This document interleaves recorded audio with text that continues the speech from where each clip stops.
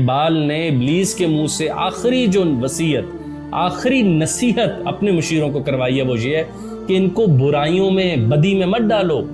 یہ بہت اہم بات ہے کہ برائی میں بھی ایک بلندی ہوتی ہے، بدی بھی انسان کو بدل سکتی ہے۔ انسانوں کے اندر سب سے بڑی تبدیلی جو ہے وہ بدی سے آتی ہے۔ برا کام کرنے کے بعد ایک انقلابی روح پیدا ہوتی ہے انسانوں کے اندر۔ اور یہاں پر علامہ محمد اقبال یہ بتانے کی کوشش کر رہے ہیں کہ اگر آپ نے کوئی ایک بڑا کام کرنا ہے تو ایک کام کرو کہ ان کو نیکی کے دھوکے میں دے دو، وہ نیکی جس میں کوئی طاقت و قوت نہ ہو کہ وہ ظالم و جابر کے آگے ان کو کھڑا رکھ سکے۔ بس یہ بھاگ کر چلے جائیں، وہاں پر اس طرف ظلم و جبر ہو رہا ہو، لوگوں کی عزتیں لٹ رہی ہوں، یہ اس طرف جا کے عبادات میں گم ہو جائیں۔ مست رکھو ذکر و فکر صبح گاہی میں سے، صبح اٹھے جب کوئی وہ ظالم سوئے ہوتے ہیں بس جائیں اپنی عبادات کر لیں، اور پختہ تر کر دو مزاج خانقاہی میں سے، مزاج خانقاہی میں کہ بس یہ ہر وقت تسبیحات میں